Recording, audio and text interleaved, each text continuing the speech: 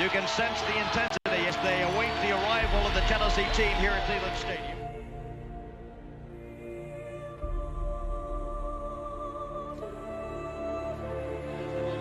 The number one undefeated Volunteers prepare to race onto the field. Everything is riding on this football game. So there's a special intensity, a special urgency. Here come the Volunteers. Wherever you listen throughout the world, it's football time in Tennessee. What's up, YouTubes? What's up, college football fans all over this great country of ours? I hope everybody had a great Veterans Day, and I hope y'all thank the veterans out there, because without them, we wouldn't be able to do what we do.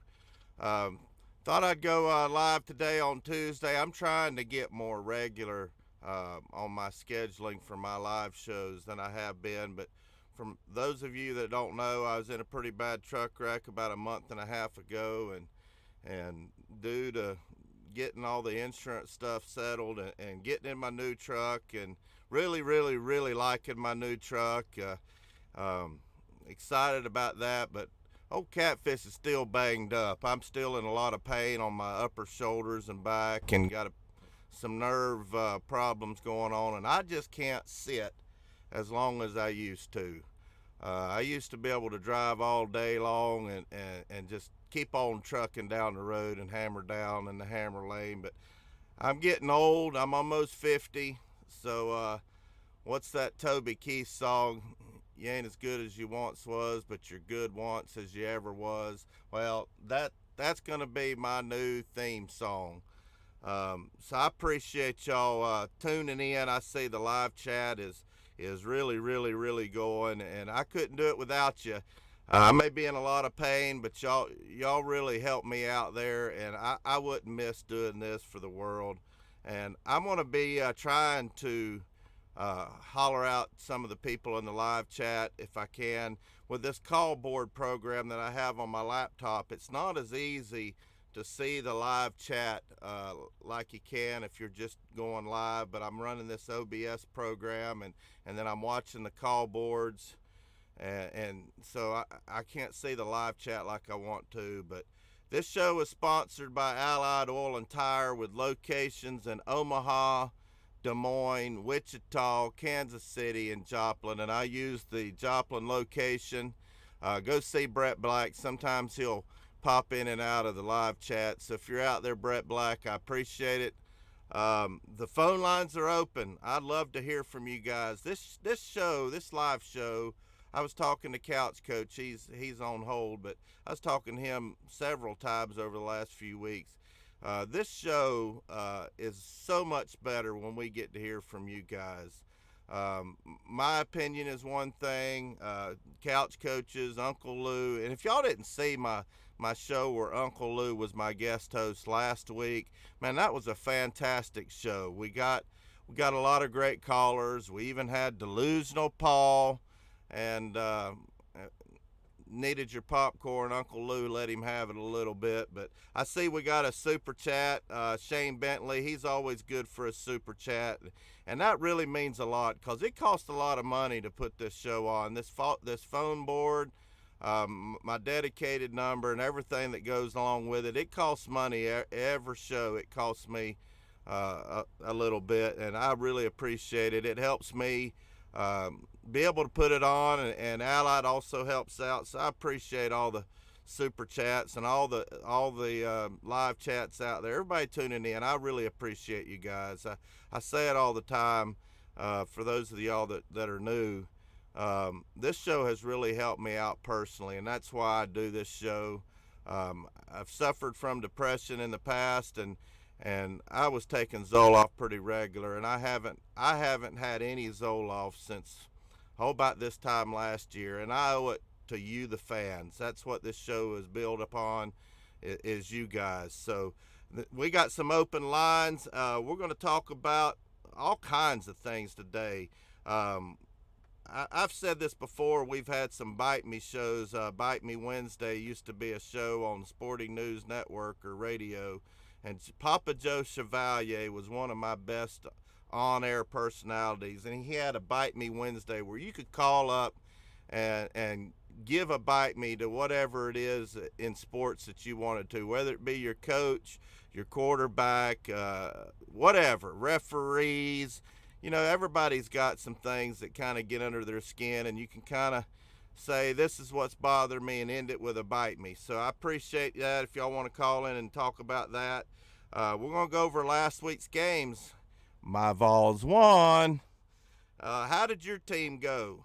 And did they do well? If you're the Coots, if you're USC junior, you had that game won and you let the Gators back in it, and that was a choke job. And Felipe Franks, did everybody see Felipe Franks getting booed before the game, and then he told the crowd to quiet it down? But we've got a lot in store, and I'm going to go ahead and bring my regular guest host, Couch Coach, on, and we're going to chop up some sports here. And how you doing, Couch Coach? I'm doing excellent, sir. How are you? Pretty good. What'd you think about Bobby Petrino getting fired? We saw that coming, didn't you? Well, listen, it couldn't happen to a better guy. I don't know why this guy keeps getting rotated around coaching circles. The best thing that ever happened to the Atlanta Falcons was him leaving the way he did. So those of us in Atlanta, we have no love lost for him, and I hope nothing but the worst for him. He hadn't been able to score much in Louisville this year, but one thing, from what I understand, he could always score a hot chick on a motorcycle anyway. But what did you think about this past game? I'm going to ask you about your game first. You know, you were a little bit hesitant on the 14 points, and I said, look, I thought it'd be about a 17 to 20-point game, and that's what it turned out to be. How do you feel about that game? Well, listen, it's always good to beat Auburn. I mean, we've beaten our three biggest rivals this year, Tennessee, Florida, Auburn. And, last one we got to do is beat Georgia Tech, which, honestly might be a little bit tougher challenge than we think. But, I was happy that we won. I mean, it's always good to win, obviously. I mean, we played well. We covered the line. We opened it up. Just still too many miscues. It's hard because we have a young team, and I think what I keep telling Georgia fans is you got to keep playing the long game here. But it's frustrating to do that when you know this team has a big matchup coming up in Atlanta against the best team in the land, and we're just not playing focused football, and it's aggravating and it's frustrating. I did like that we were moving the ball, through the air a little bit better, and I did like that Swift has come along really well. I mean, he always plays very well against Auburn for some reason. So those are the positives. Again, it's good to beat Auburn at home, but we have to play a lot better and a lot more focused football. And I'm beginning to wonder if this team just even has it in them, but we'll see. If it wasn't for the humongous buyout that Gus Malzahn has, you think he'd be fired today? I would like to think so, but Catfish, and we talked about this kind of earlier in the year about when we're doing our Auburn season predictions. It's like you can get a lot of great coaches in that Auburn job, right? But there's not a lot of great coaches that want to come to that job and compete with Nick Saban in his own backyard. And you got to give Gus a little bit of credit. I mean, he is 2-3 versus Nick. He has won the West a couple times.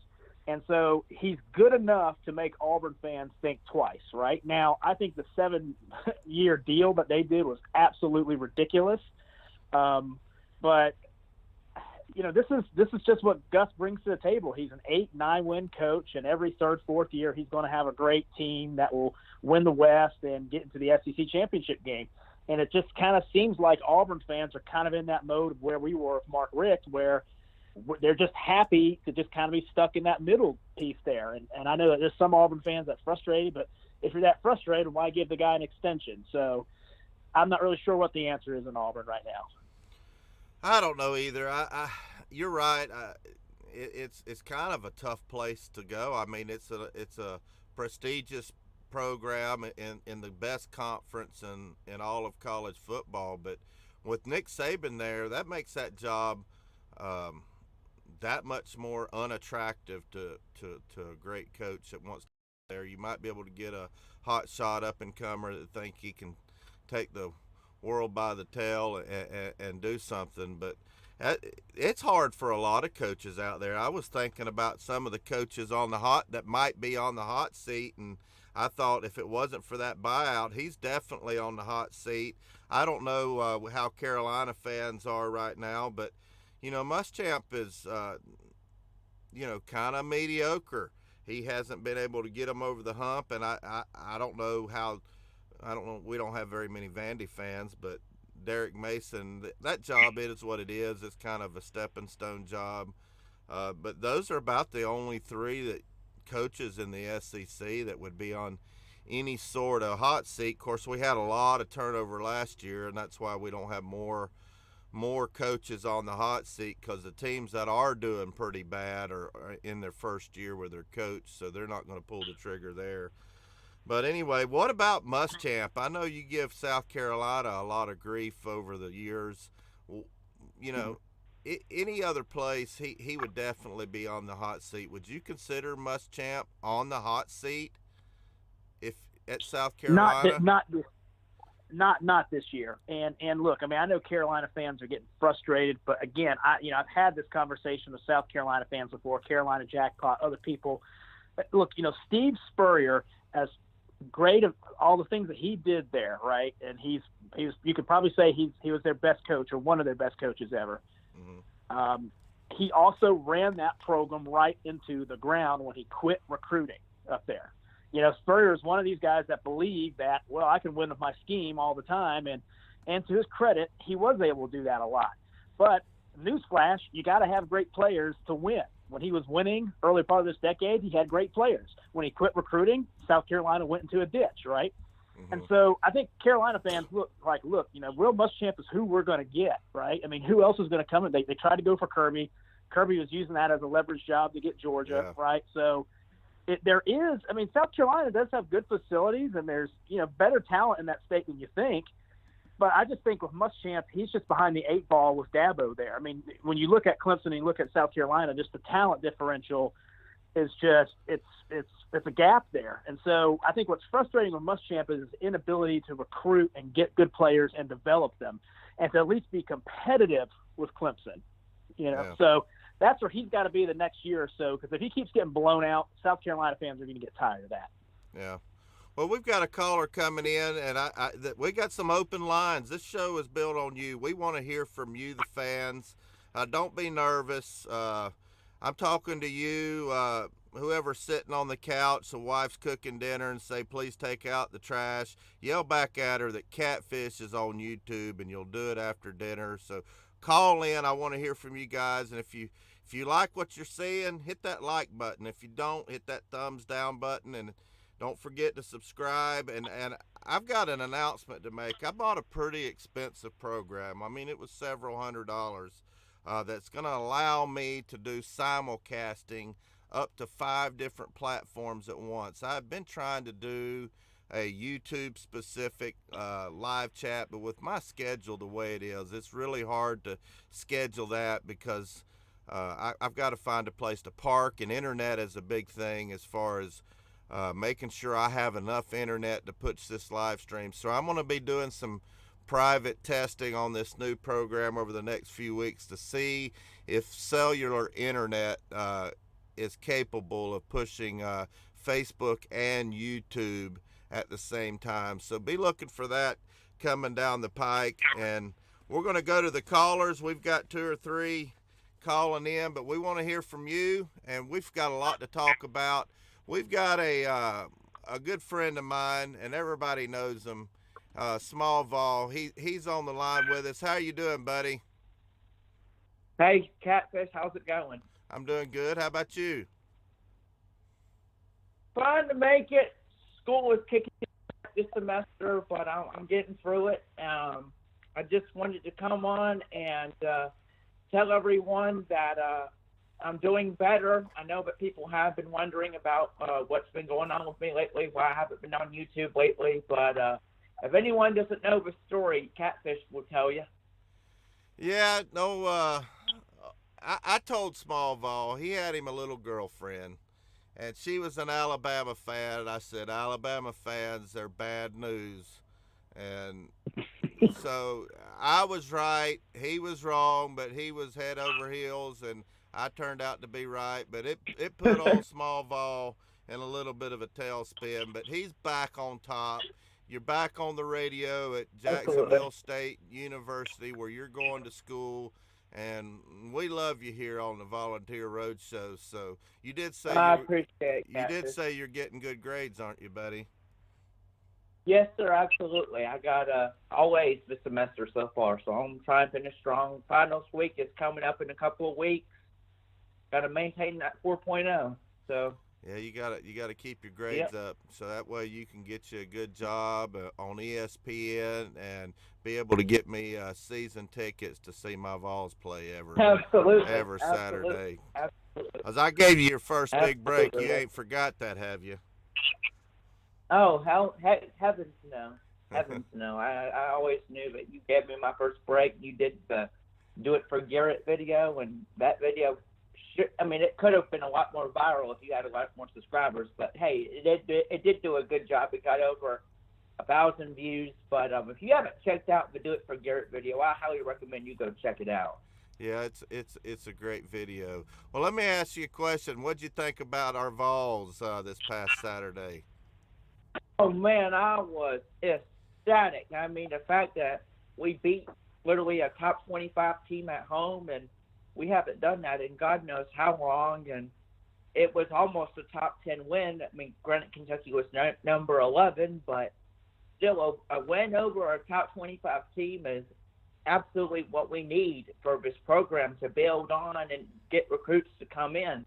And Jeremy Pruit has done an excellent job this year. He's improving every single game on. And there was one game in particular that I wasn't too happy about. That was the South Carolina game. I felt that we should have won that game, but we didn't. But I think Pruitt learned that in this SEC league, you have to press the pedal to the metal.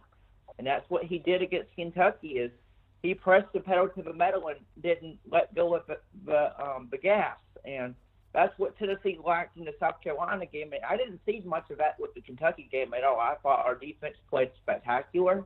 I thought we were making good tackles in the open field. I thought we were getting good pressure on the quarterback. We were able to contain Benny Snell, and it was overall a great day for us. And now we can just keep this rolling and get the victory over Missouri and Vanderbilt.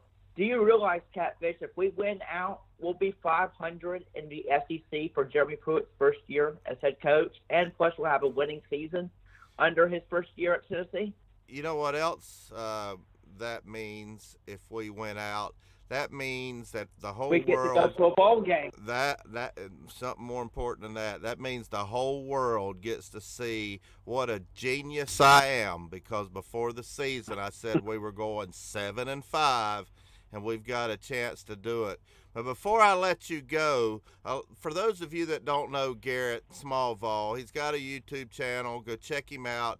He's blind in one eye and can't see out of the other, literally. But I've got a question for you. You've been to all the SEC stadiums out there. Which one, since you can't see and you're really blind, you probably get to hear a lot better than most of us people that have their vision. Which stadium was the loudest that you've ever been to? Oh, man, that's a tough one. But if I had to say the loudest one, I'm going to say Texas A&M. Really? Well, that's a big school. Stadium, yeah.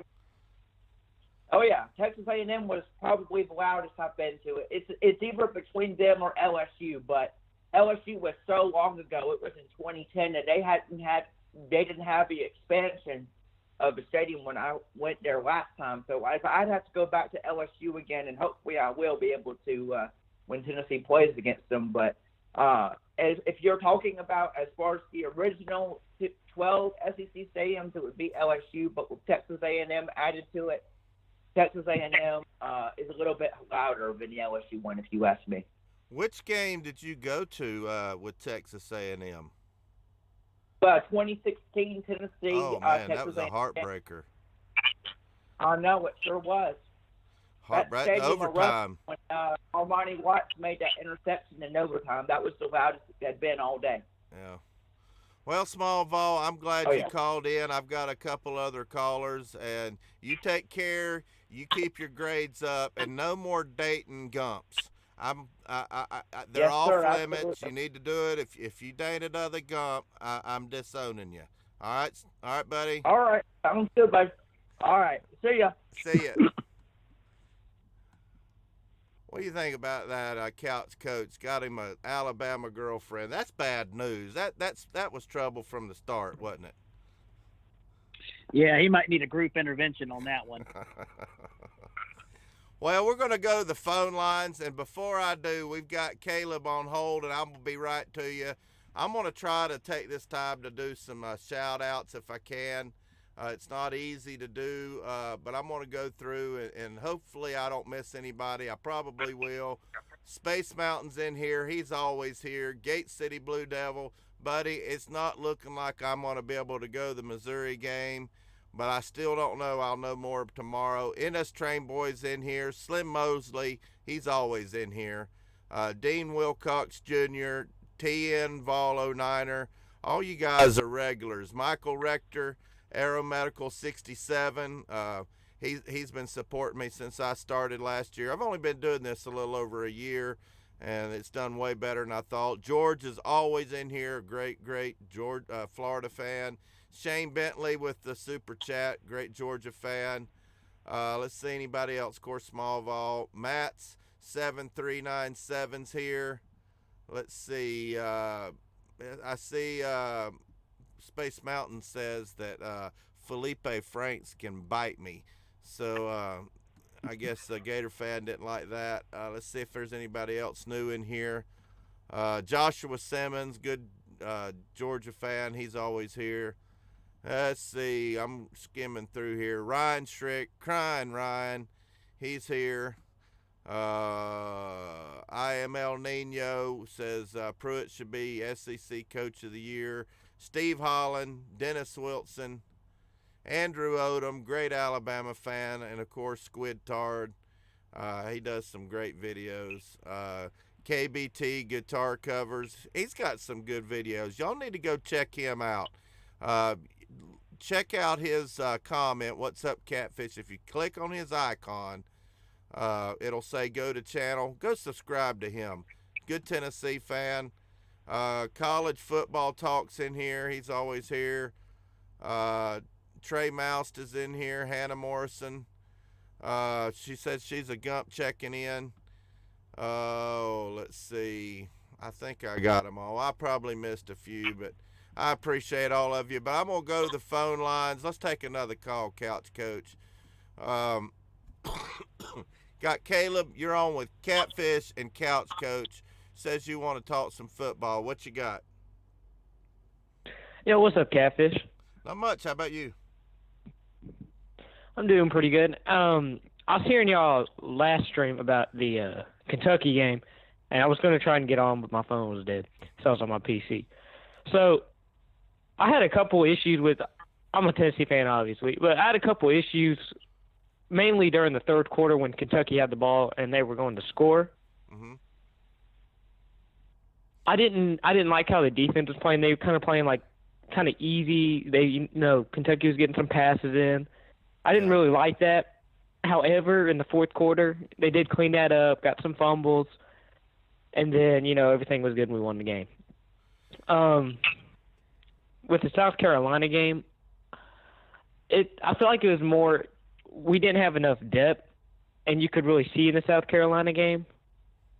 You didn't I'm trying to think what I can say here. I don't know. I guess also they had more education on the game, how to play, experience. So, again, we didn't have a lot of depth.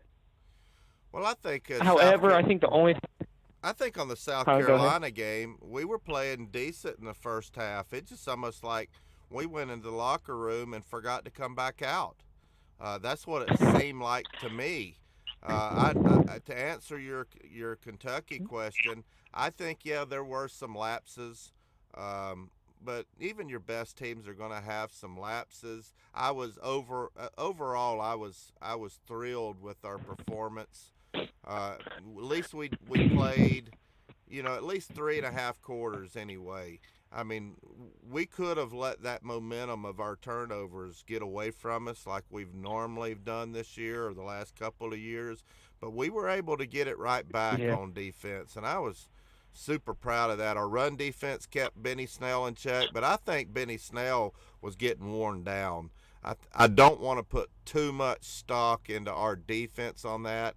He had been ridden into the ground, and if you watch that Kentucky game, which I had been able to go back and watch it, I listened to it live on the radio. They don't have much of a quarterback, and I think you saw pretty clearly why they were relying on Benny Snell so much, and the chickens came home to roost on that. Yeah, and I think that we had good defense, and we weren't allowing the quarterback to run. So I want to see how it's going to take next week against Missouri, because quarterback, I'm pretty sure, also is a scrambler and can also throw. So if we can stop him from scrambling, and our safeties and our cornerbacks can make some stops, maybe some picks, and our offense can score, I feel like we have a good shot at this game. I really do. I've heard. I think I don't know who it was. It might have been a friend of mine on Facebook, Matthew. He private messaged me that they've got some injuries. Missouri does. I don't remember who it is, and if Matthew, you're watching, you can call in and remind me. But that makes it look that much easier for Tennessee or doable. Now, I hate to see injuries. I want to play somebody at their best, but I think we're winning out. I'm sticking with it. If I had a cigar, I'd be firing up that Missouri victory cigar right now. I really, really think that we're going to win this game. It's in Knoxville. I don't know what the weather's going to be like. That's going to probably be a big factor. It's going to affect it. It's going to affect it. I hadn't even looked at the forecast or anything like that. But I'm excited. I'm excited with, the way this team is going. I mean, I think going into the off season, we're going to a bowl game. You can book it right now. We're going to a bowl game. It's not going to be a great bowl game. It probably won't be a New Year's Day bowl game, but it's going to be a bowl game, maybe Music City Bowl or something like that. But I think that going into the off season, we'll have a good recruiting class, and I've been seeing on all the articles that we've got 2 or 3 linemen, offensive linemen, that we have a good chance of getting, and we need that awfully bad. Is some offensive linemen, especially with the loss of Trey Smith. Yeah. I think once Pruitt's players come in, because at the moment he's basically playing with Butch Jones' players. I think once his players come in, and after maybe, I'm going to give Guantano, when he's maybe a senior or when he's graduated and we get another good quarterback, you could honestly see a really good season going down, because, Pruitt's players would be in, Butch's would be gone. The only question I have is, can we keep the momentum? Like in the Auburn game, we really didn't keep it. I mean, then again, we were going against Alabama. But I want to see the momentum that we have now and not just forget about the game like we're so happy and then choke against Missouri. Yeah. I want to go in, beat Missouri, go to Vanderbilt because it's close and we're still going to have a lot of Vols fans. Beat them, go to the ball game, and then all that's good. So I'm really hoping for that, obviously. I am one to watch a lot of Pruitt's press conferences after the games. I don't know if anyone else does. It's just I don't know why I do. But, I mean, personally, out of watching Butch Jones, even a little bit of Derek Dooley, he seems a lot more confident, and he ain't afraid to point you out. He's got that, thick layer of skin. He points you out. He tell you like it is, and he just ain't afraid. Yeah, I don't know if you know this or not. You say you watch Pruitt's press conferences out of the game after the game. That's all on YouTube, on UT's official page. You can watch that later. You need to be tuning into my post-game shows right after the game. And a lot of times I start my stream the last couple of minutes of the game. So you need to start watching Volunteer Roadshow after the game and catch that on replay, Jeremy Pruitt. I've been watching BVD and you for a while now. I think I started watching BVD after the Hail Mary against Georgia, which was amazing. Oh yeah, that was great. I remember I told my family that we were going to win this game in 4 seconds, and well, we were right. So, but no, I've been watching you for a good while. I remember, I think I really got into it once, Bush Jones, all that crap. I was like, okay, I'm kind of getting into this, but I never really got into I never really joined the Roadshow. Either I was busy, or I fell asleep because I'm a really lazy person. Hey, Couch. Oh yeah, Couch I was watching. Couch Coach, do you remember that Hail Mary a couple years ago? It feels like 10 years ago, but yes, I remember it. All right, just checking.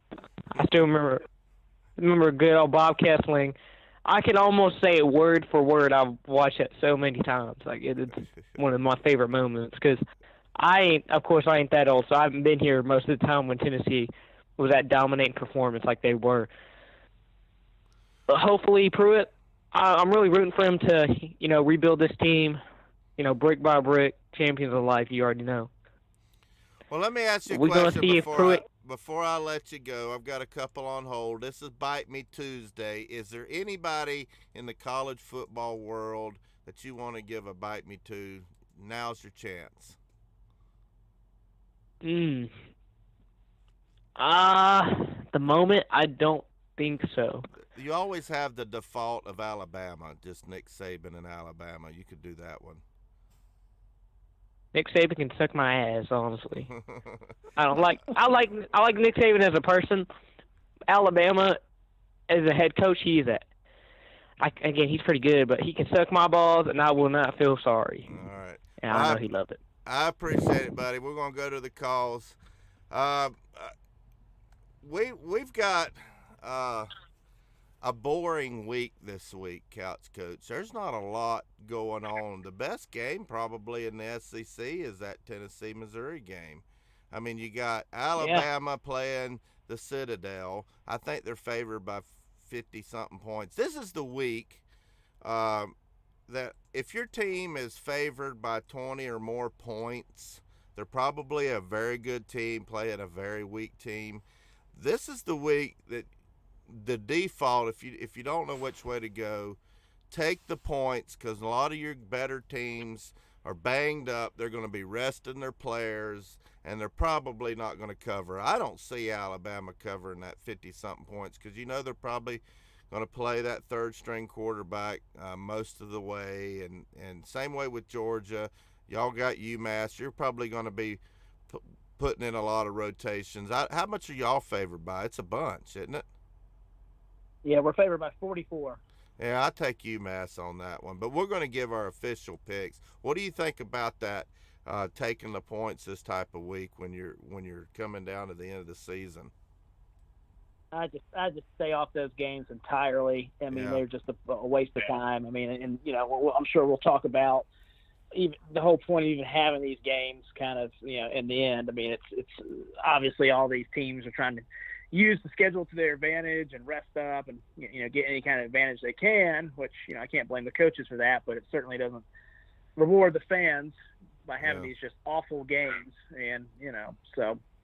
These are the type of games that the non-SEC homers point to about the SEC. We schedule week, but I've always come back to we almost have to schedule games like this because the conference games are so tough and we take such a beating that you pretty much have to do that. But we're going to go to the calls, go to the phone boards here. Let's see. We've got Matthew from North Kakalaki on the phone. He's called in a time or two.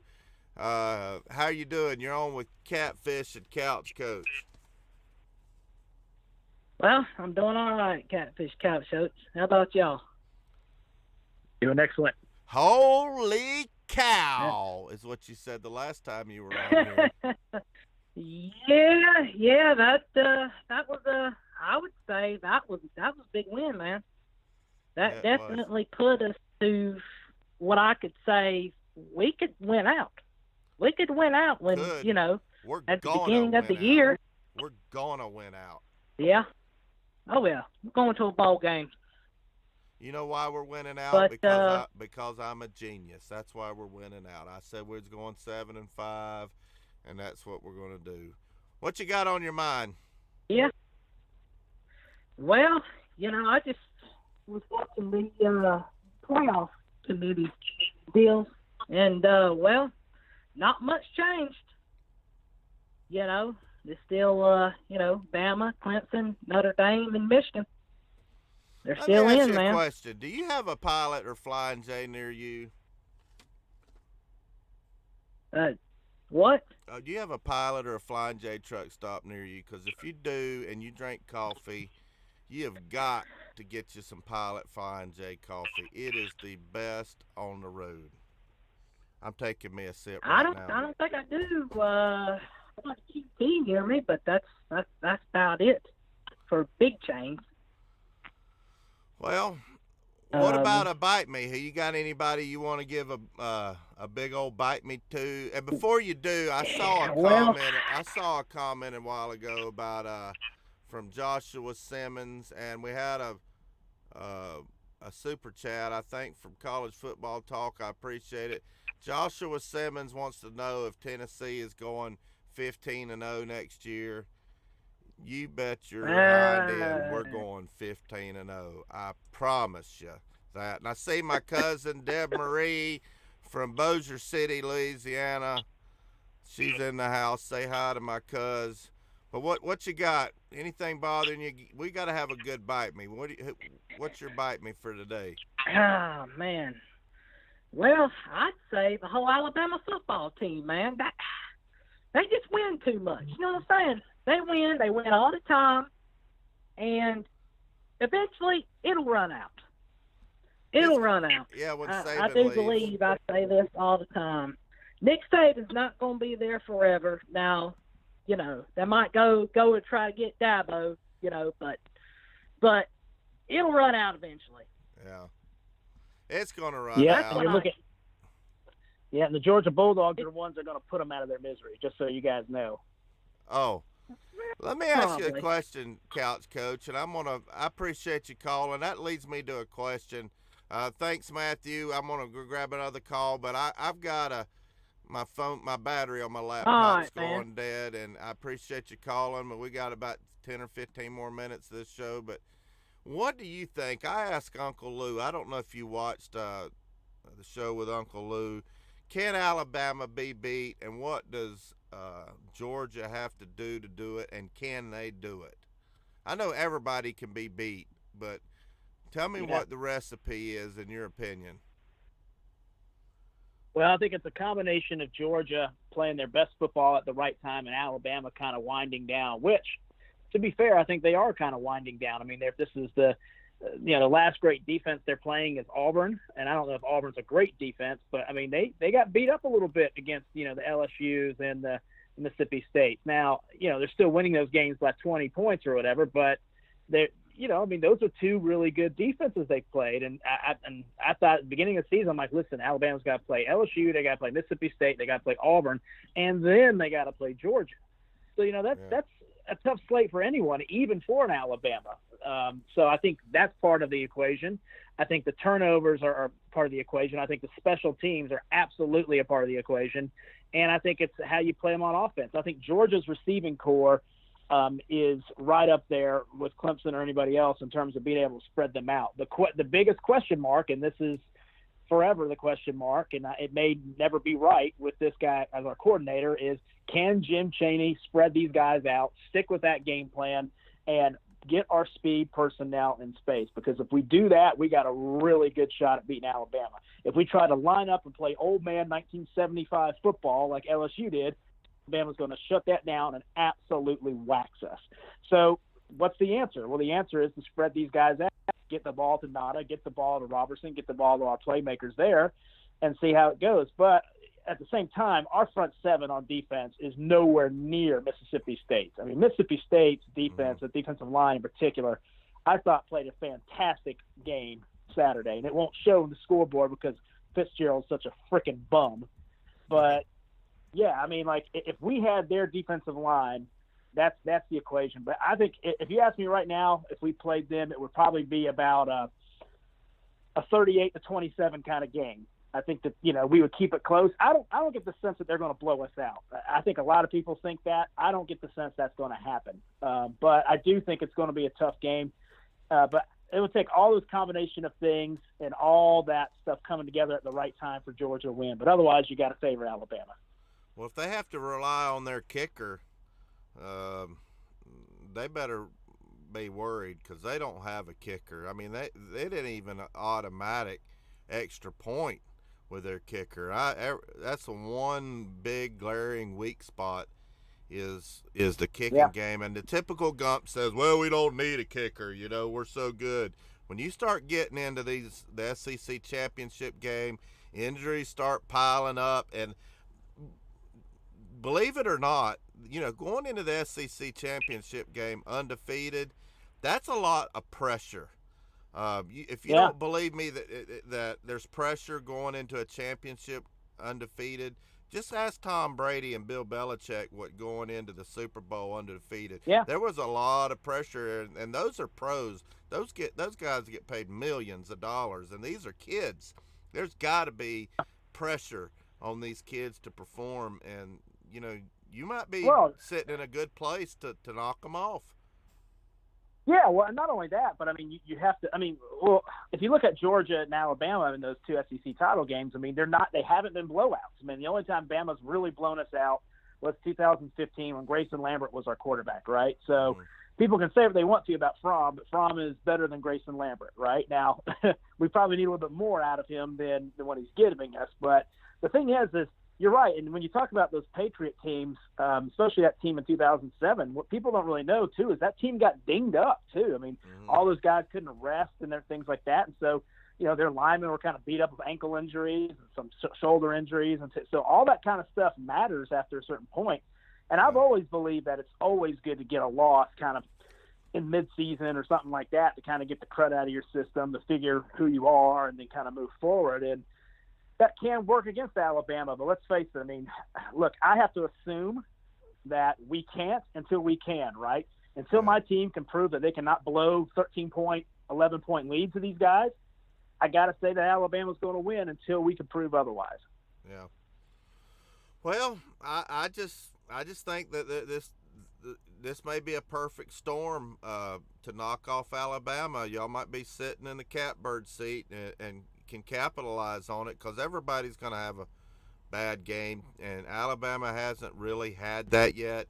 And look, if Arkansas can score 31 against them and Tennessee can score 21 against them, surely Georgia can put up some points. And I think Chaney will have a game plan together. I think Fromm is starting to do kind of what he did last year, where he started coming into his own late in the season.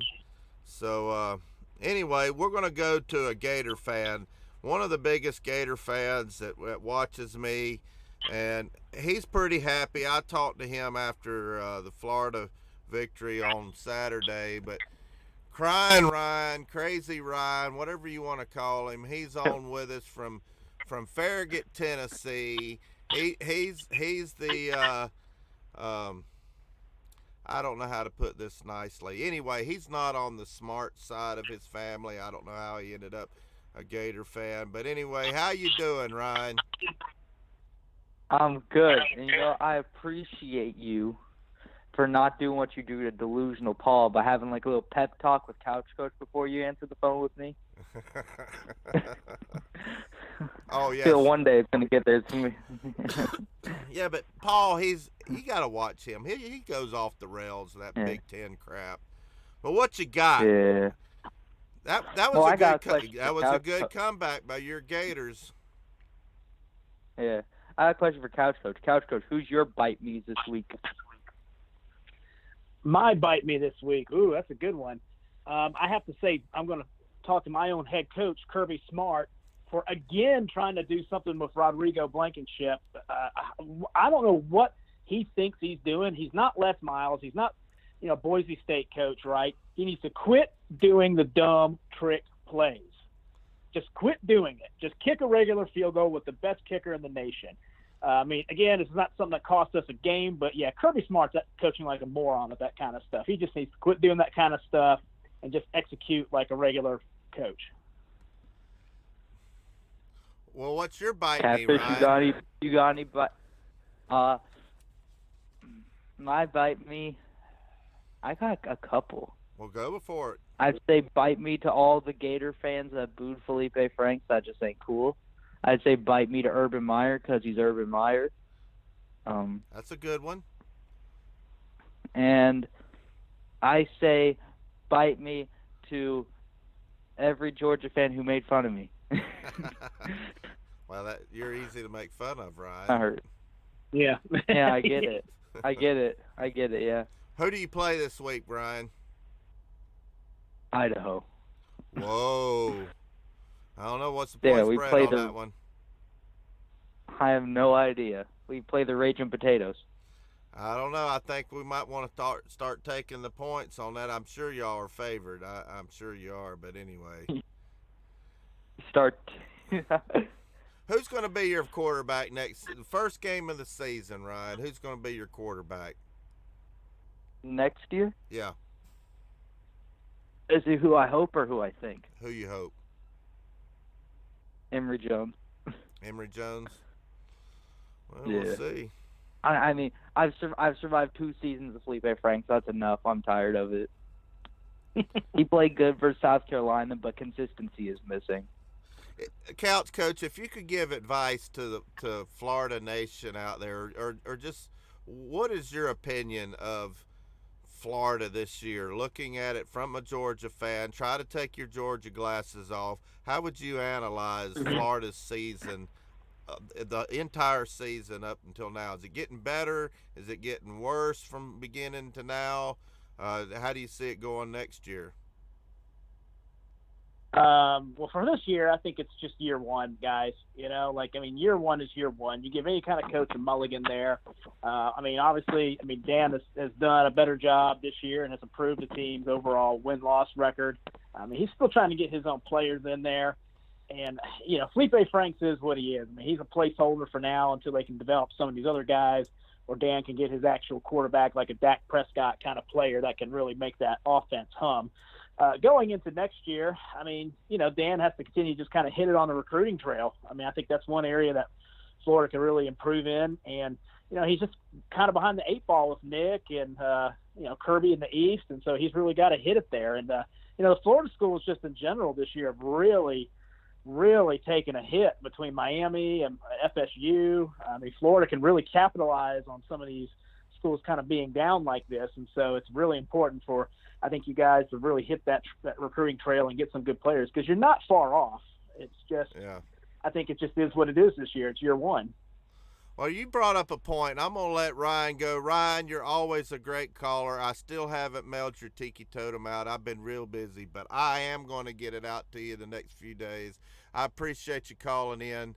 That brings up something, Miami. I've been listening to a lot of Miami fans that sound just like Georgia fans the last couple of years of his tenure at Georgia. What do you think about that on all the Miami fans? That love affair ended pretty quickly. Well, it's going to. Miami has, 5 national championships, and Georgia's had one like 38 years ago.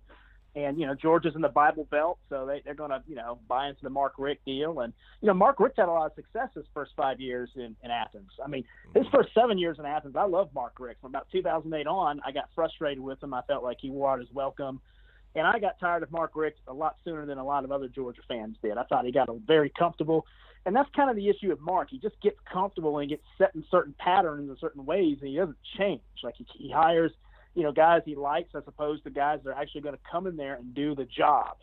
And I think the biggest part with Mark Richt is he has an assistant coach kind of mentality towards the job as opposed to wanting to be a CEO. And I always felt Mark was a very subpar CEO at Georgia. And you're seeing that at Miami. And I think the big push for him is he wanted to take over the play calling duty again. And that's just not how a major program is run. You don't see Nick Saban running the defense. You don't see Dabo calling plays. You don't see Kirby. Kirby, they have their hands in everything, but it's not, they let their coordinators run things. And so I think Mark has to be able to step back and do that. But I don't think you pull the trigger on Mark quite yet there.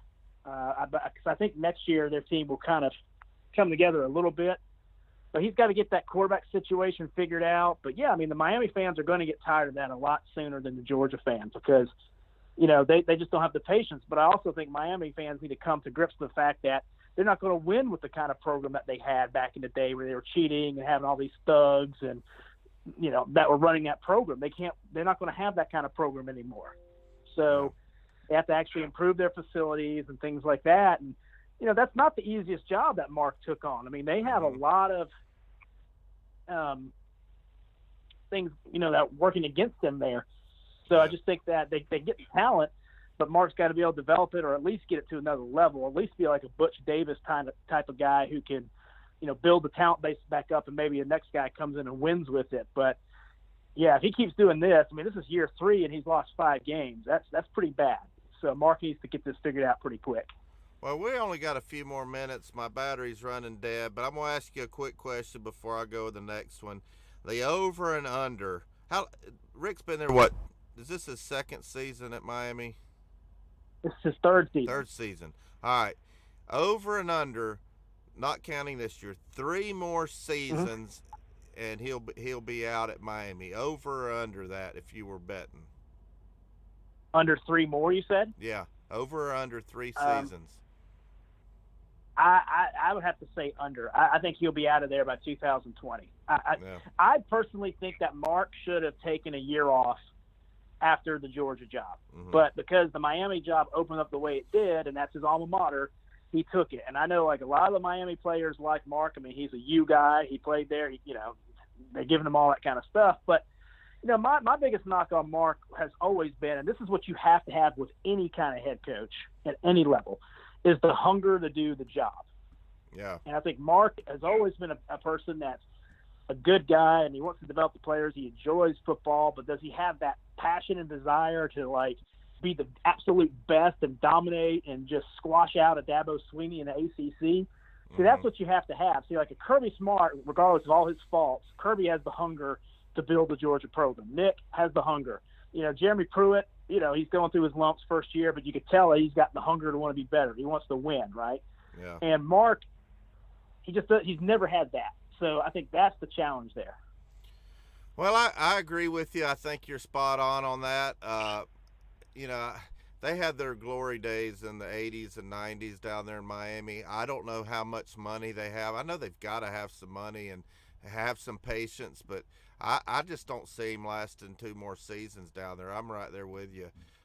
It's funny to hear some of these Miami YouTubers. And, you know, YouTube, the genre that we're in on YouTube, they're pretty close-knit group, and I get to watch a lot of them. You should watch some of these YouTubers that are Miami fans. They're calling for Rick's job right now. So the heat's getting turned up on him. But we're going to go to one more subject before we go. Outside the SEC, who out there has the best chance of beating Alabama and matches up the best with them, and why? Clemson without question. Clemson has the talent, Clemson has quarterback play, and Clemson has a defensive line that can put pressure on Tua. And I don't even know with Clemson because, again, I mean, that Trevor Lawrence kid is good, and they're clicking at the right time. They even got a run game too, so I'd have to say Clemson there. I mean, yes, Alabama whipped Clemson last year, but that was with Kelly Bryant. I mean, it's pretty obvious that, again, you cannot run in a phone booth with Alabama and expect to beat them. I mean, that has been proven time and time again against LSU. That was proven with us last year. That was proven with Clemson. But now when they had Deshaun Watson, they matched up very well with them. And so I think they're starting to get to that point where they're playing good football. They're clicking at the right time of year. Alabama's starting to get a little dinged up. And so all that kind of stuff matters, and the timing of it matters. And I just think that Clemson, without question, is right there with Alabama and probably the second best team in the country. Well, who in the Big Ten do you think matches up better? I mean, do you think Michigan, Ohio State? I think Urban Meyer's mailing it in the rest of the season. I mean, do you think Michigan can match up against them? It looks like they may be in the playoffs if they can knock off Ohio State at the flip-flop, like Uncle Lou said. That was funny. On my show, he called it the flip-flop to delusional Paul. But what is your analysis on the best out of the Big Ten? And then we'll go to the Big 12 and we'll end this show. Yeah, I think Michigan probably has the best chance there just because of that defense. Again, you have to have the capability to put pressure on Tua. But at the same time, you also have to be able to stop the run, and Alabama can absolutely run it on you. And so I have to say Michigan out of that conference for sure. I don't like Ohio State's defense. I haven't liked it all year, and especially at this point in the season with Bosa and all that group gone, I just don't think they have the desire, the want to. That team's just been off from the get-go. They're still a very good team, but they just don't have it this year, I don't think. Yeah. Well, what about Oklahoma? Do you think they can match up with them? I know they don't have a defense, but Kyler Murray? The few times I've watched Oklahoma, my goodness, he can play ball. Yeah, Oklahoma's offenses have always given Bama a test. A few years back, they beat Alabama in the Sugar Bowl. Of course, at that point, Alabama was so deflated after losing to Auburn the way they did that didn't really matter. But, they definitely have the style of offense that, would give Alabama problems. They would certainly score points on Alabama. But I just hate the way those teams don't play defense in that conference. Like that game that they played against us last year, they should have won that game against Georgia if they had even some semblance of a defense, right? And I just think Alabama, over the course of a 3-4 quarter game, is just going to wear that defense out and score points at will. And yeah, I just don't see anyone from that conference doing it. Well, we're going to get on off of here. My battery's going dead, and I see I've got some internet trouble, but I appreciate all of y'all tuning in and watching us. Couldn't do it without you. I don't have time to do a shout out on everybody that's in here, but we're going to be back on here for our regular Friday night live show, and y'all know what's coming next. Thanks for tuning in. Go Vols.